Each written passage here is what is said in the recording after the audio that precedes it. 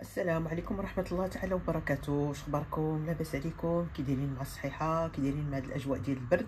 نتمنى تكونوا بخير وعلى خير. اليوم ان شاء الله حصة ديال الضيافة. اللي كيقول الضيافة كيقول اطباق تقليدية مغربية محض، بدون شك. اليوم عندنا دجاج مدغمر على حقو طريقو بالدجاج وبالزيتون والحامض وتتبيله رائعه. كما قلت لكم غتكون مغربيه بلديه على حقها وطريقها. كما كنعرفوا الدجاج مدغمر ديال المناسبات اللي كلشي كيبغيه وكلشي كيحماق عليه وكلشي كتعجبنا ديك الدغميره اللي كنبقاو نغمسوا فيها. وان شاء الله غادي تشوفوا معايا الطريقه ديالي دقه دقه حتى نشوفوا الطبق النهائي بحول الله. ندوزو دابا للمقادير.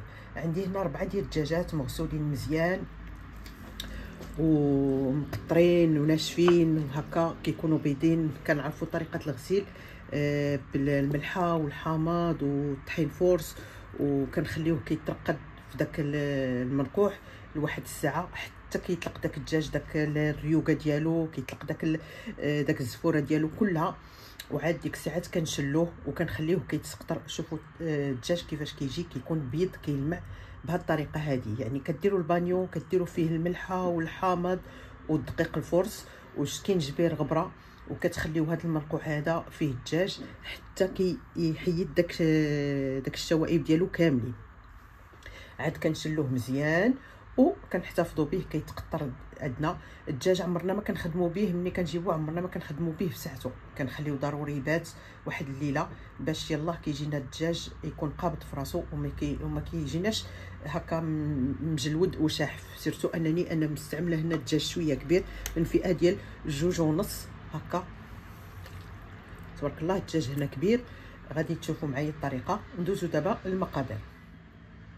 بالنسبه للتتبيله اللي غادي نتبلو بها الدجاج هذا، عندي هنا الزعفران شعره اللي كنسخنو وكنديرو في هذا الاناء على كيكون في الماء مغليان، وكنخليه كيتنقع حتى كنوجدوا العناصر كلها. دونك هنا عندي الزعفران شعره، عندي هنا الثومه بزايد، يعني كل طير ديال الدجاج كنديرو معاه تقريبا 3 حتى 4 الفصوص ديال الثوم. خذوا الثومه تكون زوينه وتكون جديده وباش تعطيكم البنه في الدجاج. عندي هنا اللب ديال الحامض مصير، هنا كناخذ اللب ديال الحامضه كبيره مصيره كناخذ اللب ديالها. عندي هنا قزبور ومعدنوس، هنا كنوفيو القزبور على المعدنوس. عندي 4 دويمات ديال الزعفران، هادو كيعطيونا اللون وكيعطيونا حتى البنه. عندي سكينجبير، عندي الابزار، عندي الخرقوم وشويه ديال الملحه لان عندي هنايا هاد اللب هذا كيكون مالح. وعاد الزيتون، عندي السمن مالح، عندي هاد سميتو الدويمات كيكونوا مالحين، والعصير ديال الحامضه. عندي معلقه ديال السمن. هادو هما المقادير. ندوزو دابا للطريقه. غادي ناخذوا واحد الهاشوار، غادي نوضعوا فيها داك الزعفران شعره، العصير ديال الحامضه، غنوضعوا داك معلقه ديال السمن، او ميم طون غادي ندير معلقه كبيره ديال السكينجبير لان كل طير كنديروا فيه معلقه صغيره. والسكينجبير كيتواتى بزاف مع الدجاج. دونك هنا غادي نديروا معلقه كبيره ديال الخرقوم بلدي. الابزار ما غاديش نديروا منه بزاف، غير معلقه صغيره. غنديروا دوك الدويمات ديال الزعفران، نديروا الثومه، هذاك اللب ديال الحامض مصير،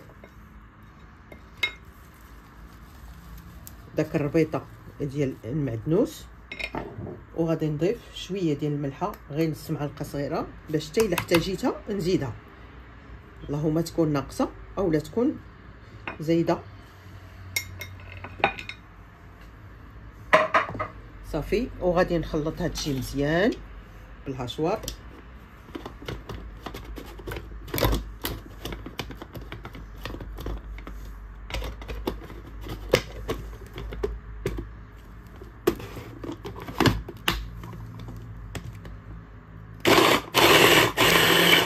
بعد ما كنسالي كنتحصل على شرموله ماريناد اللي زوينه، نتبلو فيها الدجاج ونخليوه كيترقد عندنا.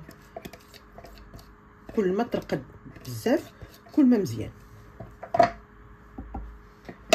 دونك غادي ناخذ الدجاج بسم الله وغادي نديرو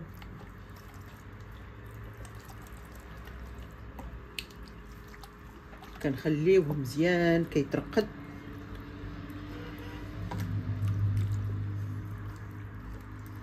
ما نساوش هاد البلايص هنايا والداخل ديال الدجاج حتى هو.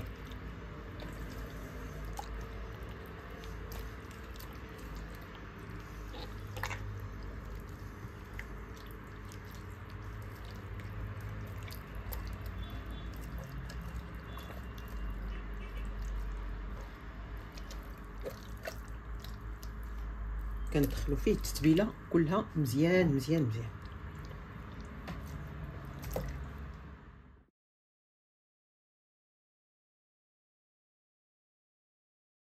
ها هو دا الدجاج ديالي من بعد ما درت له ديك لا ماريناد وخليته غادي نخليه يترقد مزيان. انا غنبيتو ليله كامله في الثلاجه باش يشرب عندي هاد العطريه هادي. وما نساوش اننا مني كنديروا الدجاج هكا كنفلحوا له الصدر ديالو من هنايا وكندخلوا له العطريه حتى هي باش الدجاج كيتشرب عندنا العطريه كلها حيت عارفين بان هاد الصدر ديال الدجاج كيكون شويه ناشف. الا ما دخلتوش العطريه مزيان وديك التتبيله ما غيجيناش لذيذ. دونك انايا غادي نخليه في الثلاجه واحد الليله عاد ديك الساعات غنكملوا له الطياب ديالو.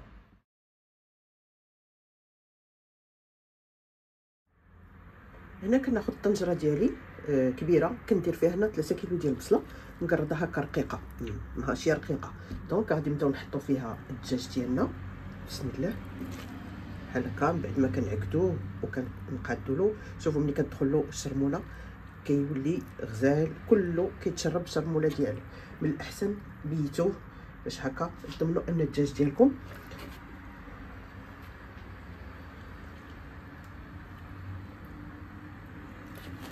بسم الله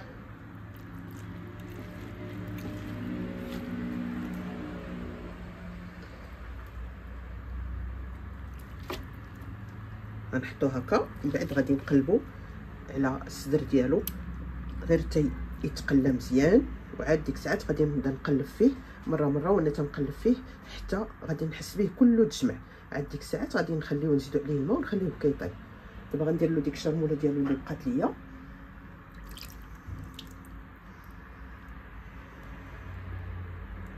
هذه غير الشرموله ديالو اللي بقات البنات كلها في سميتو.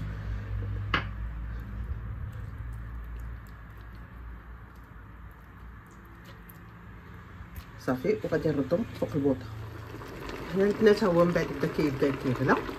ما ديروا لا زيت لا والو. دابا في الاول ما كنديروش الزيت كنخليو غير هكا داك البصله ديالو كتطلق الماء. غادي ناخذ هكا واحد المغرفه ديال العود بحال هكا وغادي نجي من الجهه ديال العنق البنات. مرات الدجاج ما كنقلبوه من الجهه الاخرى. صافي بحال هكا وغادي نقلبو. انا حيت شاده التليفون بيد غادي نقلبهم ونرجع معكم. ها هما دابا قلبتهم ديك المريقه ديالو هذا غادي نروي بالماء. ما كنرويوش كنروي غير في الجنب ديال الطنجره الجهد اللي غادي يفضينا فيه الدجاج. صافي غادي نرويو عليه غير الجهد النص ديالو باش ما يجيناش عامر بالماء وما يبغيش هذا ويبسل عندنا داك الدجاج. صافي من بعد حتى يغلى مزيان عاد غادي نضيف الزيت ما بين زيت الروميه والزيت البلديه. غنضيف كاس ديال الزيت الروميه والبلديه ونخليه يغلى. من بعد ديك الساعه غنكملوا ان شاء الله الوصفه ديالنا. هو دا الدجاج من بعد ما غلا وعاود غادي ناخذ كاس كبير هكا نخلط ما بين الروميه والبلديه وغادي نخويه هكا. كنضمن ان راه القامه مشربه عندي مزيان في الدجاج وكنخليو الدجاجات ديالنا كيطيبوا على خاطرهم. من بعد غادي نحيدوهم ونكملوا الوصفه. هاد الدجاجات ديالنا من بعد ما كيطيبوا كنحيدوهم كنستعنوا بواحد الطبسيل. ضروري انكم ديروا الطبسيل وتهزوا الدجاج ديالكم باش يبقاو لكم الجنيوحات هنايا مقادين. صافي انا نخليه يبرد عاد ديك الساعات غادي ندهنوه بشويه ديال الزبده وندخلوه للفران يتحمر. بالنسبه للمرق غادي نجهد عليه شويه العافيه ونبقى نخليه كنحرك فيه بحال هكا باش ديك البصله ديالنا كطيب وكتعسل وكتولي عندنا الضميره زوينه. في هذا الاثناء هذه غادي نضيف دوك القنيصات والعنيقات وداك القشيوشات كاملين، ونخليهم يطيبوا. انا ما كنسلقهمش، كنديرهم هكا مع الطنجره باش حتى هما كيتشربوا ليا داك اللقامه ديال الدجاج. بالنسبه للزيتون، الزيتون هو اخر حاجه اللي غادي ندير، ما غاديش نطيبو. كناخذ غير ديك الزويته اللي كتبقى ليا في الاخر ديال الدغميره، غادي نهزو ونديرو في الزيتون ديالي.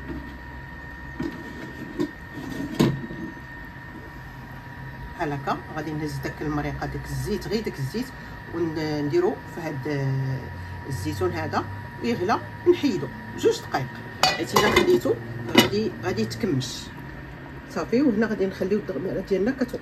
هنا الدغميره ديالي ها هي قلبتها فواحد الطنجره صغيره من هذيك الكبيره باش كنبقاو مقابلينها، لان ديك الكبيره كتجي صعيبه شويه هكا ملي كتكون ملي كنحيدو منها الدجاج. دونك كنبقاو نقلبو فيها هكا حتى كتغرى عندنا وتولي عندنا التغميره اللي عاقده مزيان. في الاخير غنضيف ليها واحد المعلقه ديال بودره اللوز. صدقوني كتجي لذيذه بزاف ديك التغميره بديك البودره اللوز، وكتعطينا واحد لونكتوزيتي زوينه بزاف، وكتعطينا البنه واللذه لهاد التغميره هادي. دونك هنا نستنى عليها حتى توكح مزيان، وتبقاو مقابلينها البنات. ما تغفلوش عليها، لان الا غفلتوا عليها راه تحرق لكم صافي. ونضيف ليها ديك المعلقه ديال البودره اللوز. من بعد قبل نصفي داك الزويته اللي غادي تبقى ليا، هي اللي غادي ندير ديك الزويتينات اللي عندي هنايا. الزويتينات ديالنا ها هما، خديت المريقه من الطنجره كسريتها فيها داك الزيت صافي، ودرتو يغلى واحد 5 دقائق، وغادي نطفي عليه باش كيبقى عندي الزيتون كيبري. كما كتشوفوا كتبقى الحبه كتبري وما كتكمش بحال هكا صافي. غنطفي عليه ونخليه حتى نبغي نحطو فوق التغميره، وهادو غادي نزوقو بهم الدجاج ديالنا من الفوق. التغميره ديالنا ها هي بدات كتوكح، خصكم تبقاو مقابلينها بحال هكا حتى كنحسوا بها. شوفوا كيفاش كتولي مدغمره مزيان. هادي راه مازال باقا خاصها مازال العافيه مهيله، ونخليها حتى كتطلق ديك الزويته ديالها. عاد من بعد غادي نضيف عليها داك البودره ديال اللوز. شوفوا كيفاش كتجي خاطره وبنينه وزوينه. هنا بالنسبه للطبق المرافق اللي غنرافقوا فيه هاد، غادي ندير الصفه كما كتشوفوا درتها معكم مرارا تكرارا. هنا زدت فيها غير الشريحه، وزدت فيها مشماش مقطع. دونك هنا غادي نديكوريهم بسيطلات صغيورين ديال الدجاج هكا، وبريوات ديال اللوز على هذا الشكل هذا. وزينت هاد البريوات هادو زيتهم باللوز كونكاسي القشره ديالو. دابا نشارك معكم الطريقه ان شاء الله.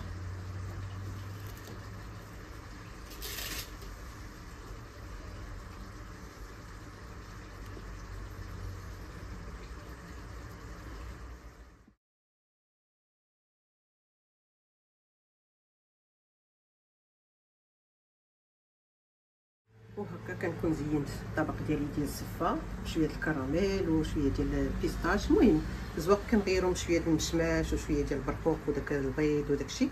المهم انا زينتهم بسيطلات ديال الدجاج صغيورين، ومرافقتهم ببريوات هكا ديال اللوز فيهم العقده اللوز.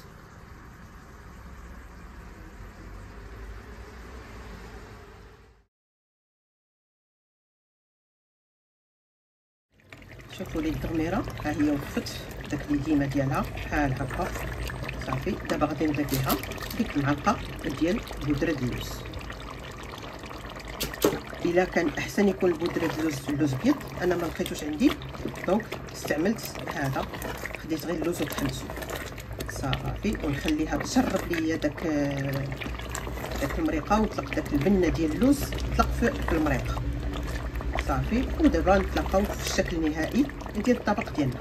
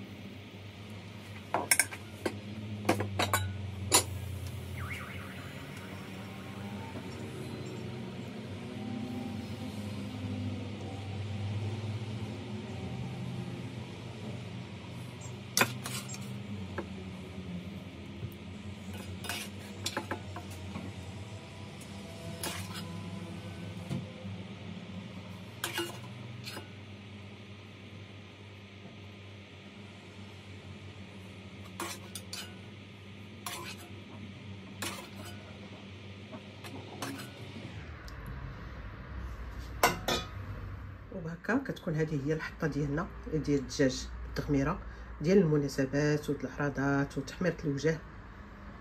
طبق عريق جدا ديال مواتنا، طبق مغربي اصيل بلدي على حقه طريقه. هكا كنحطوا الزويتينات من الفوق وكل حاجه هكا بالتغميره ديالها. كنتمنى انه يعجبكم، ونتلاقاو ان شاء الله وصفه اخرى باذن الله.